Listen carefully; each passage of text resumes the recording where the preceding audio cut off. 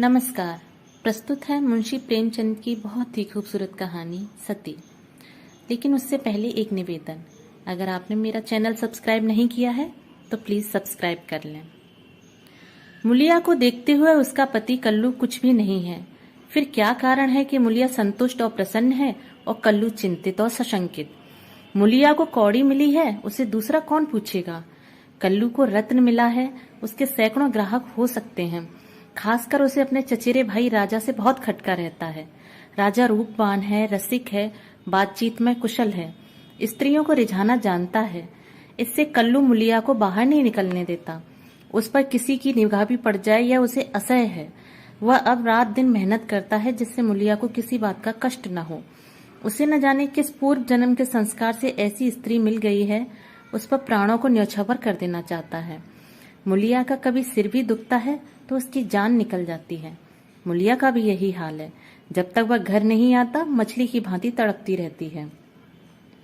गांव में कितने ही युवक हैं जो मुलिया से छेड़छाड़ करते रहते हैं, पर उस युवती की दृष्टि में कुरूप कलुआ संसार भर के आदमियों से अच्छा है। एक दिन राजा ने कहा, भाभी, भैया तुम्हारे जोड़ के न थे? मुलिया बोली, भाग में तो वह लिखे थे, तुम कैसे मिलते? राजा ने मन में समझा, बस अब मार लिया है। बोला, विधि ने यही तो भूल की। मुलिया मुस्कुराकर बोली, अपनी भूल तो वही सुधरेगा। राजा निहाल हो गया। तीज के दिन कल्लू मुलिया के लिए लट्ठे की साड़ी लाया। चाहता तो था कोई अच्छी साड़ी ले, पर रुपए न थे और बजाज ने उधार न माना। राजा भी उसी दिन अपने भाग्य की परीक्षा करना चाहता था। एक सुंदर चुनरी लाकर मुलिया को भेंट की। मुलिया ने कहा, मेरे लिए तो साड़ी आ गई है। राजा बोला, मैंने देखी है तभी तो मैं इसे लाया, तुम्हारे लायक नहीं है। भैया को किफायत भी सूझती है तो ऐसी बातों में। मुलिया कटाक्ष करके बोली, तुम समझा क्यों नहीं देते? राजा पर एक कुल्हड़ का नशा चढ़ गया। बोला, बूढ़ा तोता नहीं पड़ता है। मुलिया, मुझे तो लट्ठे की साड़ी ही पसंद है। राजा, जरा चुनरी पहनकर तो देखो कैसी खिलती है। मुलिया, जो लट्ठा पहनकर खुश होता है वह चुनरी पहन लेने से खुश न होगा। उन्हें चुनरी पसंद होती तो चुनरी ही लाते। राजा, उन्हें दिखाने का काम नहीं है। मुलिया विस्मय से बोली, मैं क्या उनसे बिना पूछे ले लूं? राजा, इसमें पूछने की कौन सी बात है? जब वह काम पर चला जाए पहन लेना, मैं भी देख लूंगा। मुलिया ठट्टा मारकर हंसती है। बोली, यह ना होगा देवर जी, कहीं देख लें तो मेरी सामत ही आ जाए। इसे तुम लिए जाओ। राजा ने आग्रह किया, इसे न लोगी भाभी तो मैं जहर खा के सो रहूंगा। मुलिया ने साड़ी उठाकर आले पर रख दी और बोली, अच्छा लो, अब तो खुश हुए? राजा ने उंगली पकड़ी, अभी तो भैया नहीं है, जरा पहन लो। मुलिया ने अंदर जाकर चुनरी पहन ली और फूल की तरह महकती दमकती बाहर आई। राजा ने पहुंचा पकड़ने को हाथ फैलाया। बोला, ऐसा जी चाहता है तुम्हें लेकर भाग जाऊं। मुलिया उसी विनोद भाव से बोली, जानते हो तुम्हारे भैया का क्या हाल होगा? यह कहते हुए उसने किवाड़ बंद कर लिए। राजा को ऐसा मालूम हुआ थाली परोसकर उसके सामने से उठा ली गई। मुलिया का मन बार बार करता था कि चुनरी कल्लू को दिखा दे, पर नतीजा सोचकर रह जाती थी। उसने चुनरी रख क्यों ली? उसे अपने ऊपर क्रोध आ रहा था, लेकिन राजा को कितना दुख होता। क्या हुआ, उसकी चुनरी क्षण भर को उसने पहन ली, उसका मन तो रह गया, लेकिन उसके प्रशांत मानस सागर में यह एक कीट आकर उसे मथ रहा था। उसने क्यों चुनरी रख ली? क्या यह कल्लू के साथ विश्वासघात नहीं है? उसका चित्त इस विचार से विकल हो गया। उसने मन को समझाया, विश्वासघात क्यों हुआ? इसमें विश्वासघात की क्या बात है? कौन वह राजा से कुछ बोली? जरा सा हंस देने से अगर किसी का दिल खुश हो जाता है तो उसमें क्या बुराई है? कल्लू ने पूछा, आज रज्जू क्या करने आया था? मुलिया की देह थर थर कांपने लगी। बहाना कर गई, तम्बाकू मांगने आए थे। कल्लू ने भमें सिकोड़कर कहा, उसे अंदर मत आने दिया करो, अच्छा आदमी नहीं है। मुलिया, मैंने कह दिया तम्बाकू नहीं है तो चले गए। कल्लू ने जबकि तेजस्विता के साथ कहा, क्यों झूठ बोलती है, वह तम्बाकू मांगने नहीं आया था। मुलिया, तो और क्या करने आते हैं? कल्लू, चाहे जिस काम से आया हो, तम्बाकू मांगने नहीं आया। वह जानता था मेरे घर में तम्बाकू नहीं है, मैं तम्बाकू के लिए उसके घर गया था। मुलिया की देह में काटो तो खून नहीं, चेहरे का रंग उड़ गया। सिर झुकाकर बोली, मैं किसी के मन का हाल क्या जानूं? आज तीज का रथ जगा था, मूलिया पूजा का सामान कर रही थी, पर इस तरह जैसे मन में जरा भी उत्साह, जरा भी श्रद्धा नहीं है। उसे ऐसा मालूम हो रहा है उसके मन मुख में कालिमा पुत गई है और अब वह कल्लू की आंखों से गिर गई है। उसे अपना जीवन निराधार सा जान पड़ता था। सोचने लगी, भगवान ने मुझे यह रूप क्यों दिया? यह रूप न होता तो राजा क्यों मेरे पीछे पड़ता, और क्यों आज मेरी यह गत होती? मैं काली कुरूप रहकर इससे कहीं सुखी रहती। तब तो मन इतना चंचल न होता। जिन्हें रूप की कमाई खानी हो वह रूप पर फूले। यहाँ तो इसने मटिया मैट कर दिया। न जाने कब उसे झपकी आ गई तो देखती है कल्लू मर गया है और राजा घर में घुसकर उसे पकड़ना चाहता है। उसी दम एक वृद्धा स्त्री न जाने किधर से आती और उसे गोद में ले लेती है और कहती है, तूने कल्लू को क्यों मार डाला? मूलिया रोकर कहती है, माता, मैंने उन्हें नहीं मारा।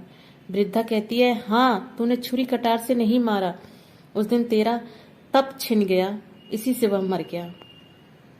मूलिया ने चौकन्नी आंखें खोल दी। सामने आंगन में कल्लू सोया हुआ था। वह दौड़कर उसके पास गई और उसकी छाती पर सिर रखकर फूट फूट कर रोने लगी। कल्लू ने घबराकर पूछा, कौन है? मूलिया, क्यों रोती हो? क्या डर लग रहा है? मैं तो जाग ही रहा हूँ।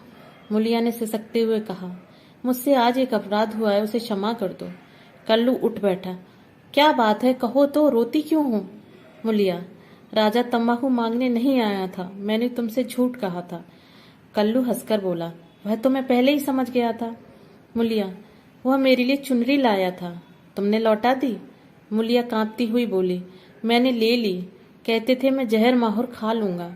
कल्लू निर्जीव की भांति खाट पर गिर पड़ा और बोला, तो रूप मेरे बस का नहीं है, देव ने कुरूप बना दिया तो सुंदर कैसे बन जाऊं? कल्लू ने अगर मूलिया को खौलते हुए तेल में डाल दिया होता तो भी उसे इतनी पीड़ा न होती। कल्लू उस दिन से कुछ खोया खोया सा रहने लगा। जीवन में वह उत्साह न रहा, न वह आनंद, हंसना बोलना भूल सा गया। मूलिया ने उसके साथ जितना विश्वासघात किया था उससे कहीं ज्यादा उसने समझ लिया और यह भ्रम उसके हृदय में केवड़े के समान चिपट गया। वह घर अब उसके लिए केवल लेटने बैठने का स्थान था और मूलिया केवल भोजन बना देने वाली मशीन। आनंद के लिए वह कभी कभी ताड़ी खाने चला जाता था या चरस के दम लगाता। मूलिया उसकी दशा देख देख कर अंदर ही कुटती रहती। वह उस बात को उसके दिल से निकाल देना चाहती थी, इसलिए उसकी सेवा और मन लगाकर करती, उसे प्रसन्न करने के लिए बार बार प्रयत्न करती, पर वह जितना ही उसको खींचने की चेष्टा करती थी उतना ही वह उससे विचलता था, जैसे कोई कटिये में फंसी हुई मछली हो। कुशल यह था कि राजा जिस अंग्रेज के यहाँ खानसामा था उसका तबादला हो गया और राजा उसके साथ चला गया था, नहीं तो दोनों भाइयों में से किसी न किसी को जरूर खून हो जाता। इस तरह साल बीत गया। एक दिन कल्लू रात को घर लौटा तो उसे ज्वर था। दूसरे दिन उसके देह में दाने निकल आए। मूलिया ने समझा माता है, मान मनौती करने लगी, मगर 4-5 दिन में ही दाने बढ़कर आंवले पड़ गए और मालूम हुआ कि यह माता नहीं है, उपदंश है। कल्लू के कलुषित भोग विलास का यह फल था। रोग इतनी भयंकरता से बढ़ने लगा कि आंवलों में मवाद पड़ गया और उनमें से ऐसी दुर्गंध उड़ने लगी कि पास बैठते नाक फटती थी। देहात में जिस प्रकार का उपचार हो सकता था वह मूलिया करती थी, पर कोई लाभ न होता था और कल्लू की दशा दिन दिन बिगड़ती जाती थी। उपचार की कसर वह अबला अपनी स्नेहमय सेवा से पूरी करती थी। उस पर गृहस्थी चलाने के लिए अब मेहनत मजूरी भी करनी पड़ती थी। कल्लू तो अपने किए का फल भोग रहा था, मूलिया अपने कर्तव्य का पालन करने में मरी जा रही थी। अगर कुछ संतोष था तो यह कि कल्लू का भ्रम उसकी इस तपस्या से भंग हो जाता था। उसे अब विश्वास होने लगा था कि मूलिया अब भी उसी की है। वह अगर किसी तरह अच्छा हो जाता तो फिर उसे दिल में छिपाकर रखता और उसकी पूजा करता। प्रातः काल था। मूलिया ने कल्लू का हाथ मुंह धुलाकर दवा पिलाई और खड़ी पंखा डुला रही थी कि कल्लू ने आंसू भरी निगाहों से उसे देखकर कहा, मूलिया, मैंने उस जन्म में कोई भारी तप किया था कि तू मुझे मिल गई। तुम्हारी जगह मुझे दुनिया का राज मिले तो मैं भी न लूं। मूलिया ने दोनों हाथों से उसका मुंह बंद कर दिया और बोली, इस तरह की बातें करोगे तो मैं रोने लगूंगी। मेरे धन्य भाग कि तुम जैसा स्वामी मिला। यह कहते हुए उसने दोनों हाथ पति के गले में डाल दिया और लिपट गई। फिर बोली, भगवान ने मुझे मेरे पापों का दंड दिया है। कल्लू ने उत्सुकता से पूछा, सच कह दो मूला, राजा और तुम में क्या मामला था? मूलिया ने विस्मित होकर कहा, मेरे और उसके बीच कोई मामला हुआ तो भगवान मेरी दुर्गति करें। उसने मुझे चुनरी दी थी, वह मैंने ले ली, फिर मैंने उसे आग में जला दिया। तब से मैं उससे नहीं बोली। कल्लू ने ठंडी सांस खींचकर कहा, मैंने कुछ और ही समझ रखा था। न जाने मेरी मति कहाँ हर गई थी। तुम्हें पाप लगाकर मैं आप पाप में फंस गया और उसका फल भोग रहा हूँ। उसने रो रो कर अपने दुष्कृत्यों का पर्दा खोलना शुरू किया और मूलिया आंसू की लड़ियां बहाकर सुनने लगी। अगर पति की चिंता न होती तो उसने विष खा लिया होता।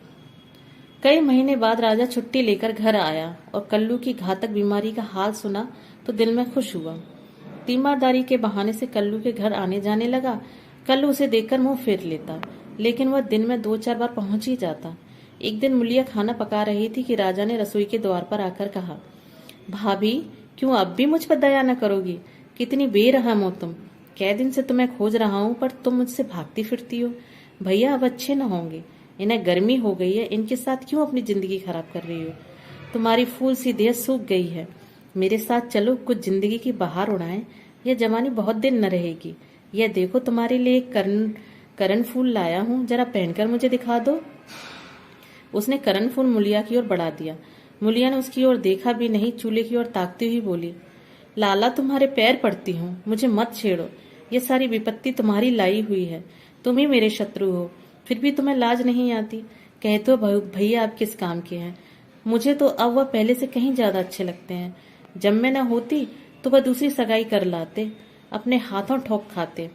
आज मैं ही उनका आधार हूँ, वह मेरे सहारे जीते हैं। अगर मैं इस संकट में उनके साथ दगा करूं तो मुझसे बढ़कर अधम कौन होगा, जबकि मैं जानती हूँ इस संकट का कारण भी मैं ही हूँ। राजा ने हंसकर कहा, यह तो वही हुआ जैसे कि दाल गिर गई और उसने पूछा, मुझे तो सूखी ही अच्छी लगती है। मूलिया ने सिर उठाकर उसकी ओर सजोत नेत्रों से देखते हुए कहा, तुम उनके पैरों की धूल के बराबर नहीं हो लाला। क्या कहते हो तुम? उजले कपड़े और चिकने मुखड़े से कोई आदमी सुंदर नहीं होता। मेरी आंखों में तो उनके बराबर कोई दिखाई नहीं देता। कल्लू ने पुकारा, मूला, थोड़ा पानी दे। मूलिया पानी लेकर दौड़ी। चलते चलते करण फूल को ऐसा ठुकराया कि आंगन में जा गिरा। राजा ने जल्दी से करण फूल उठा लिया और क्रोध से भरा हुआ चल दिया। रोग दिन पर दिन बढ़ता गया। ठिकाने से दवा दारू होती तो शायद अच्छा हो जाता, मगर अकेली मूलिया क्या क्या करती। दरिद्रता में बीमारी कोड़ का खाज है। आखिर एक दिन परवाना आ पहुंचा। मूलिया घर का काम धंधा करके आई तो देखा कल्लू की सांस चल रही है। घबराकर बोली, कैसा जी है तुम्हारा? कल्लू ने सजल और दीनता भरी आंखों से देखा और हाथ जोड़कर सिर नीचा कर लिया। यही अंतिम विदाई थी। मूलिया उसके सीने पर सिर रखकर रोने लगी और उन्माद की दशा में उसके आहत हृदय से रक्त की बूंदों के समान शब्द निकलने लगे। तुमसे इतना भी न देखा गया भगवान। उस पर न्यायी और दयालु कहलाते हो, इसलिए तुमने जन्म दिया, यही खेल खेलने के लिए। हाय नाथ, तुम तो इतने निष्ठुर न थे, मुझे अकेली छोड़कर जा रहे हो। हाय, अब कौन मूला कहकर पुकारेगा? अब किसके लिए कुएं से पानी खींचूंगी? किसे बिठाकर खिलाऊंगी, पंखा डुलाऊंगी? अब सुख हर लिया तो मुझे भी क्यों नहीं उठा लेते? सारा गांव जमा हो गया, सभी समझा रहे थे मूलिया को धैर्य न होता था।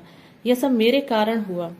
यह बात उसे नहीं भूलती। हाय हाय, उसे भगवान ने सामर्थ्य दिया होता तो आज उसका सिरताज यूं उठ जाता।